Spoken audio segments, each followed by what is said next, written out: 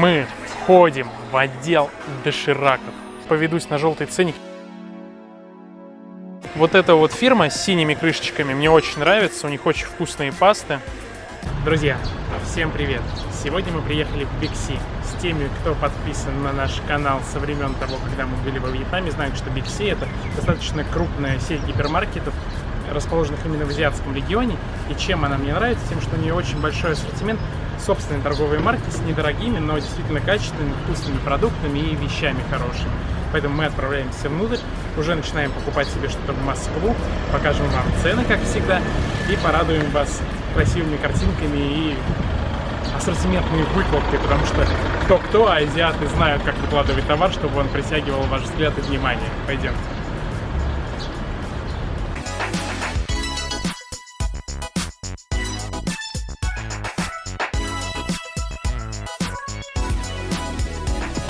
Мы зашли перекусить в KFC. Вот такие вот стаканчики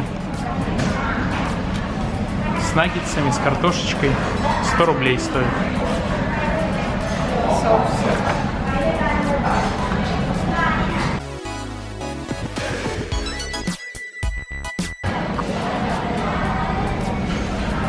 Странная картошка. Соленая очень.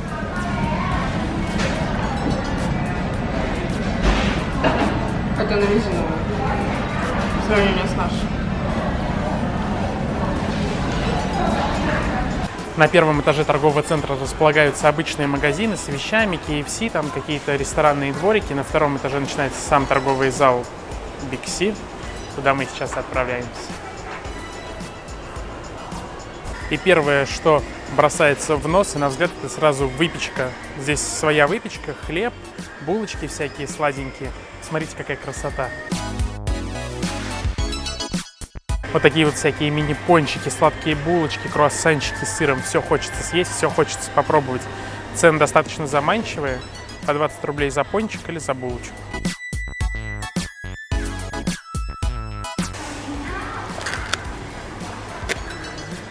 Здесь же сразу стоят фрукты, уже нарезанные, некоторые подготовлены. Можно взять дуриан. Вот такая вот полосочка дуриана обойдется вам в 193 бата, 400 рублей. Нехило так.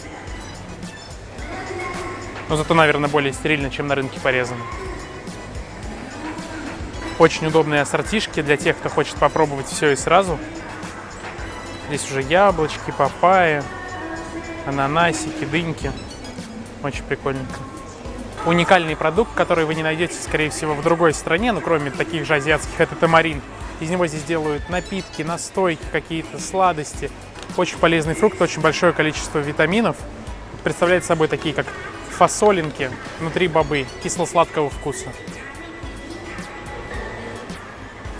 Здесь же огромный выбор других фруктов. Драконий, фрукт маракуйи, есть маракуйи уже порезанные, 40 рублей за упаковочку. Ланганы, рамбутаны по 40 рублей. Вот за такую упаковку вы отдадите 40 рублей. В принципе, цены чуть-чуть выше, чем на рынке, но, мне кажется, они того стоят. Хотя не факт, здесь могут быть фрукты не такие зрелые, как на рынке. Как всегда, огромный выбор зелени, от которой глаза разбегаются. Хочется все домой забрать. Почему нельзя привезти свежую зелень? Если вы когда-нибудь будете во Вьетнаме или в Таиланде, обязательно попробуйте вот эти вот зеленые апельсины. Они немножко другие по вкусу, они оранжевого цвета внутри. И это именно тот самый вкус фанты, который вы привыкли чувствовать. Очень обалденно, очень вкусный, сочный. Чистится тяжело, но оно того стоит. Картошка хорошая, белорусская, молодая, урожай этого года. Сам дядь Вася привозил, видел, выгружал из мешков. Тайцы немножечко помыли. 60 рублей, ну, потому что, ну, сами понимаете, еще недавно только посадили. Лук репчатый. Бабушка моя собирала. 40 рублей за килограмм. Помидорки хорошие, дачные, тепличные. Первые. На дворе еще только июнь. Они уже, ну, с зеленцой, конечно, но зато свое. Также по соседству очень большое количество всяких сушеных, лавровые листы, зелень, наборы для супов. Всякие готовые наборчики для том-яма. Очень прикольно. Даже чесночок уже на зубчики разобранный. Огромное количество холодильников уже с готовыми полуфабрикатами. Здесь и котлетки, и всякие там мидии, подготовленные с соусами. Все, что вам нужно, просто разогреть, съесть или там чуть-чуть отварить. Тоже очень прикольно. Цены, ну, в принципе, такие повыше, конечно. Лучше свежие продукты здесь покупать, потому что все, что фабричного производства, все дороже, чем свежие здесь покупать. Корзинки продаются. Можно взять корзинку, чтобы фрукты собрать. Но я не знаю. Если тайцы до этого не достанут, то и я не достану. Всякое замороженное импортное мясо, ребрышки всякие, кореечки. Очень дорого. 1200 рублей, 1300 рублей за корей ягненочек. Выбор мяса, как всегда, достаточно большой, цены недорогие, но вот сейчас я, кстати, первый раз увидел, что это заморозка. Посмотрите, они прям полностью замороженные. Цены по 200 рублей за килограмм за свиную шею, за филе свиное 260 рублей, ну и всякие там котлетки, фаршики.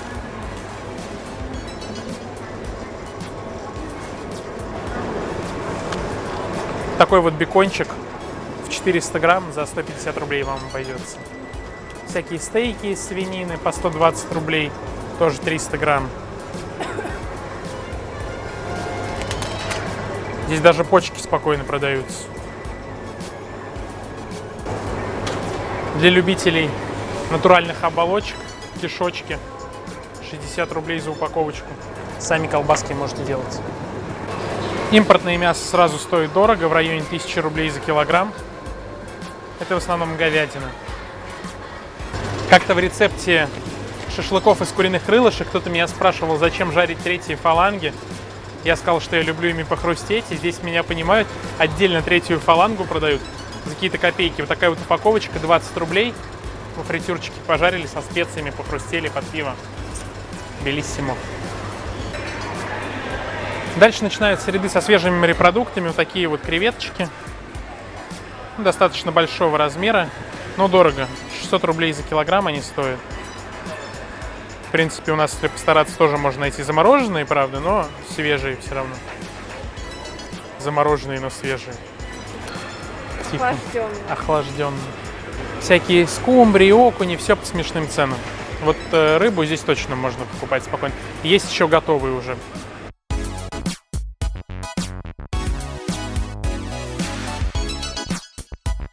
Вот такие вот симпатичные нарезочки из лосося свежего. По 300-400 рублей за упаковочку. В принципе, веса здесь достаточно много. По 200 грамм, по 300 грамм. Но уже нарезанные сашими. Мне кажется, классно.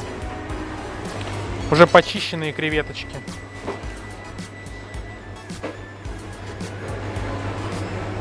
Мне кажется, это фарш из лосося с какими-то специями.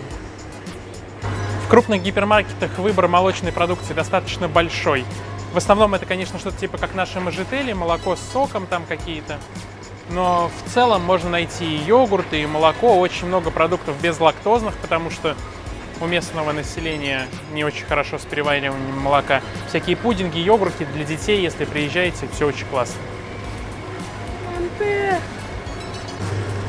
Такое сливочное масло, сливочный сыр, импортные сливки для приготовления. Сыры здесь стоят очень дорого. По 300 рублей за упаковочку плавленного сыра, который толком-то и не сыр даже настоящий. Зато есть такие очень прикольные маленькие кусочки нарезанного сыра. Эдам, гауда и все такое прочее. Не скажу, что Big C сильно отличается от Лотоса. Тоже те же самые нарезочки. Все по тем же ценам. Просто в зависимости от того, куда вы ближе живете, выбирайте либо Лотос, либо Big C.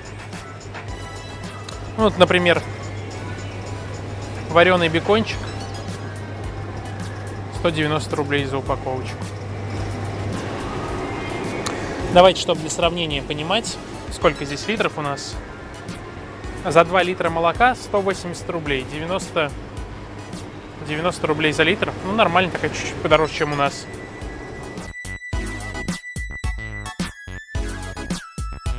Смотрите, как здесь прикольный мед продается. Мне кажется, это очень удобно. И вот такие вот баночки с сотами. Прям сразу складывается ощущение натуральности меда. Офигительно выглядит. Кокосовая стружка — это вам не натертые какие-то непонятные штучки, а прям слайсы из настоящего кокоса, высушенные. Очень круто. 150 рублей за такую упаковочку.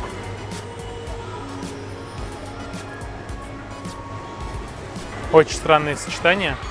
Креветочные крекеры со вкусом свинины. Ну, в принципе, как закусочка какая-то. Опять же, всякие мармеладики из дуриана, все такое прочее. За моей спиной находятся полки, называющиеся топ-селлинг, лидеры продаж. Если вы не знаете, что конкретно вы хотите попробовать, купить или сомневаетесь, какой продукт выбрать, за вас уже все выбрали, можете подойти, смотреть, что там есть. Здесь в основном всякие закусочки, рыбные, там листики нори, как всегда. Сейчас у них всякие акции идут, покупаешь 10 штук, одну получаешь бесплатно. Обращайте внимание, очень многие из них действительно острые. Не смотрите на то, что там нарисована креветочка или курочка. Читайте, чтобы не было ни в коем случае какой-нибудь надписи типа spicy. Вот видите, везде есть перчики чили указанные. Вот эту штуку Анжелика не оценила, а мне кажется, это очень вкусно. Это жареные рыбьи шкурки лососевые в специях. Мне кажется, как закуска куда-нибудь вообще обалденно подойдет.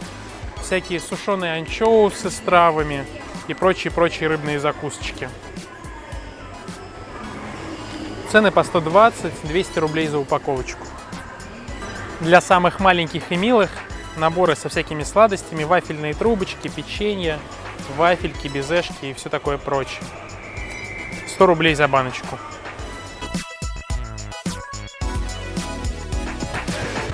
Здесь продаются всякие соусы. Вот в таких вот вакуумных упаковочках плоских очень хорошо забирать как сувениры с собой домой. Всякие карри, пасты зеленые, карри красные, острые, не острые. Мы себе возьмем несколько. Красную, зеленую. Для любителей правильного питания кокосовый сахар в баночках продается 140 рублей за банку. Для ПП десертов, приготовления сладостей, выпечки. Очень крутая штука. Здесь также среди топ-селлеров продаются вот такие наборы. Это сушеные смеси для приготовления супа том-ям. Здесь уже корень лангана, сушеные чили, листья кафира, лемонграсс. Все это есть. Отдельно покупаете себе баночку пасты для том-яма, смешиваете, добавляете морепродукты. Получается обалденный том-ям. И еще вот такие вот наборчики, это не совсем доширак в нашем понимании. Здесь отдельно соус, отдельно рисовая лапша, которая по-настоящему варится в воде. Можете добавить по своему вкусу туда яйца, приготовить пад-тай там или еще что-то. И готовый соус уже к ней, там тоже чили и всякие пасты. Прикольная штука, стоит 80 рублей за такую упаковку. Здесь полноценный обед на 2 человек получится. В качестве сувениров и привезти родителям, как обычно, всякие дурианы сушеные, там джекфруты, манго и все такое, конфетки, сухофрукты. Цены не маленькие, кусаются. По 400 рублей, по 200 рублей за упаковочку. Да, есть маленький, ну кокос дешевый, это, наверное, стружка, как всегда. Или небольшие кусочки высушенные, 120 рублей. Но если хочется привезти не только свежих фруктов, которые через недельку умрут, а еще долго себя радовать натуральными вкусами, то вот такие сухофрукты будут отличным выбором. Опять же, если вы хотите там к пиву какие-то все закусочки взять, всякие орешки с разными вкусами. Причем здесь есть не только мясные, там курица, еще что-то. Здесь есть кофейные орешки. Правда, не знаю, зачем кофейные орешки. К чаю, наверное, к кофе тоже. Сладенькое, может быть. Васаби, вот такие вот сырные какие-то корнетики, треугольнички. Мне кажется, они очень крутые, потому что в них можно еще какой-нибудь соус налить или что-то нарезать мелкое. Для каких-то фуршетов крутая идея очень. 80 рублей за баночку. Здесь продаются всякие холодные чаи для разведения, то есть как кофе растворимый, только чай. 80 рублей за упаковку. И, в принципе, если вы боитесь на рынках покупать чаи, то здесь есть вот национальные тоже производители в металлических банках. Вот такая вот большая банка, 240 рублей стоит. 450 грамм. Отличный выбор, мне кажется, в подарок родителям, которые любят чай, например. Ну и всякие конфетки из натуральных соков, фруктов. Это детям, наверное, потому что здесь со сладким не очень.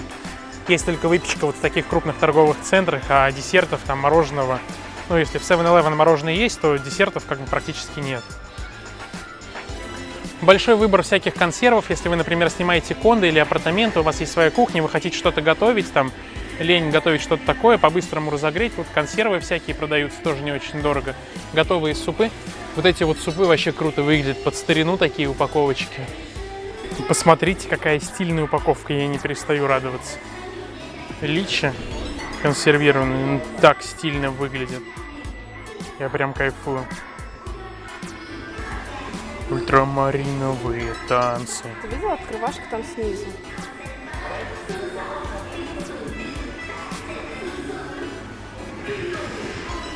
А чтоб ты по-любому потряс перевернул. Здесь продаются всякие кубики тоже. Здесь, кстати, часто очень в кулинарии используют готовые концентрированные бульоны. Всякое кокосовое молочко для приготовления. Здесь оно стоит копейки. Вот, например, вот такой вот Ройтай, Coconut Milk. Кокосовое молочко 40 рублей за упаковочку. У нас в Москве я видел, как это называется магазин? Рядом с ним, в Золотом Вавилоне. Окей.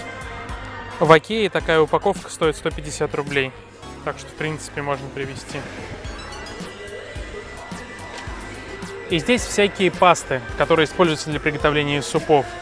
Вот эта вот фирма с синими крышечками мне очень нравится. У них очень вкусные пасты. Мы возьмем себе пасту для приготовления супа том-ям. Незаменимый ингредиент в приготовлении этого супа. 120 рублей за баночку. И вот эта чили-паста, она просто обалденно к курице и к мясу. Великолепный вкус дает готовым блюдам.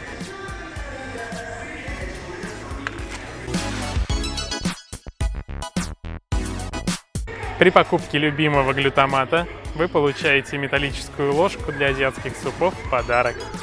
Но глютамат у нас уже есть, поэтому мы его брать не будем. Ложку я такую и сам могу купить. Тоже мне акция. Корм для псов. Если среди ваших друзей есть настоящие псы, просто купите им упаковку педигри и пусть успокоится. И не мешает вам приятно проводить отпуск. 300 рублей и ваш пес спокоен. Мы входим в отдел дошираков. Как всегда культ, как всегда огромная выкладка и как всегда огромный выбор. Перечислять все, сил не хватит. Если хотите пробовать, смотрите, чтобы было не сильно остро, а если берете острый, то высыпайте, для начала хотя бы 1/3 пакетика. Попробуйте, если не пригорает, досыпайте еще.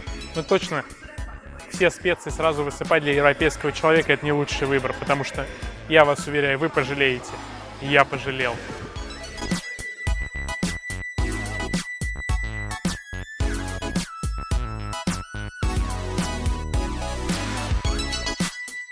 Опять же, если вы когда-то дома пекли, вы знаете, как тяжело в московских магазинах, вообще во всех российских, найти такие вещи, как агар-агар, желатин листовой, пектины всякие, натуральные ароматизаторы. Здесь есть отдельная полочка, как всегда, очень недорогие ароматизаторы по 40 рублей.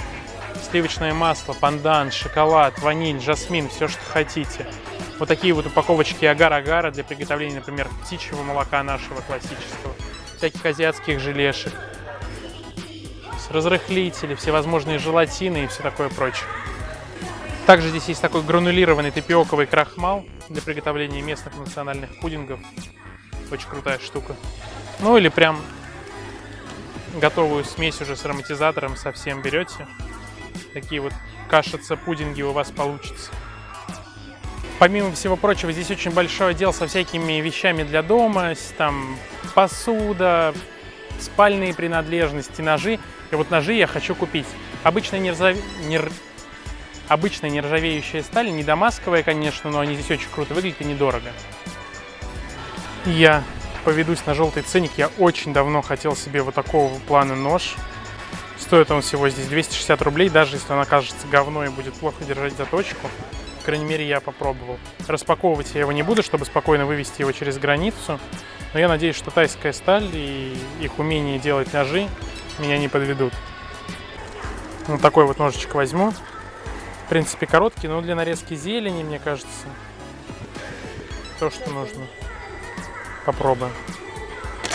В принципе, все. Если у вас остались какие-то вопросы по ассортименту, задавайте их в комментариях. Мы пойдем на кассу расплачиваться. С вами были Анжелика, Тихон. Не забывайте подписываться на канал. Пока.